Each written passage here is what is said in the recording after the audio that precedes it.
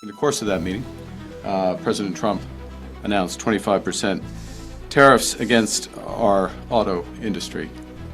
And this is a direct attack, to be clear, a direct attack on the very workers that I stood in front of, uniform workers I stood in front of this morning at the Ambassador Bridge. A bridge that is a symbol and a reality up until now. Mais nous sommes plus forts quand nous sommes unis. Et nous sommes unis ici au Canada. Les syndicats, le gouvernement, les sociétés, les travailleurs.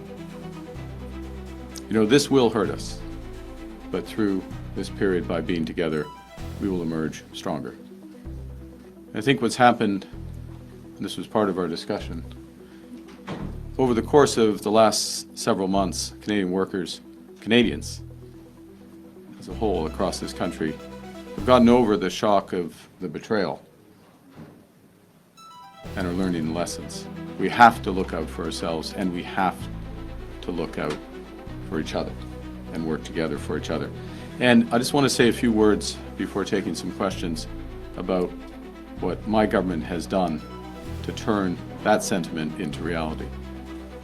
We made a commitment a few weeks ago to use every dollar that we collect from retaliatory tariffs to support workers, to directly go to support workers.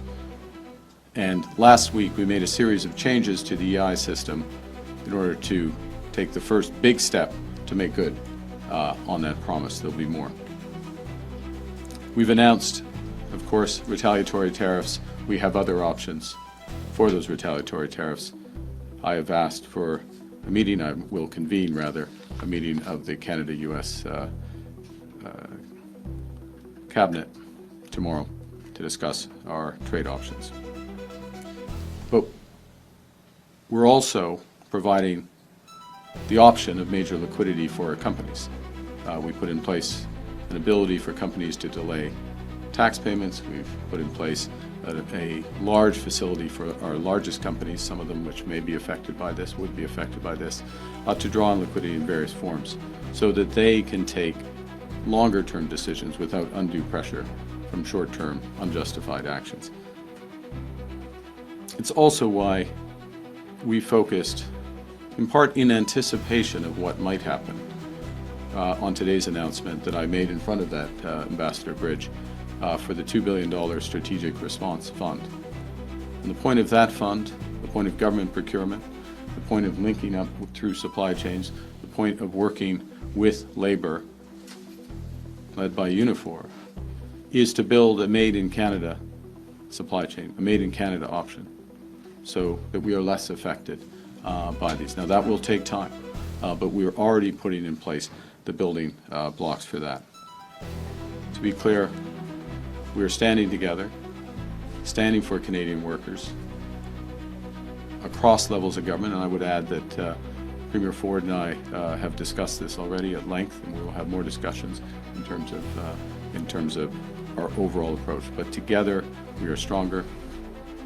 Nous sommes unis, et nous sommes Canada fort. And with that, I think we have time for 2 questions before I go to my next event. I'll give a short answer. We do not yet have the executive order, and so there are different variants of the 25% announcement that was made today. One would be that it is only on the, this is still significant to be absolutely clear, but on the part component of a car. Another would be that it's on the entire vehicle. We await the executive order for that clarity.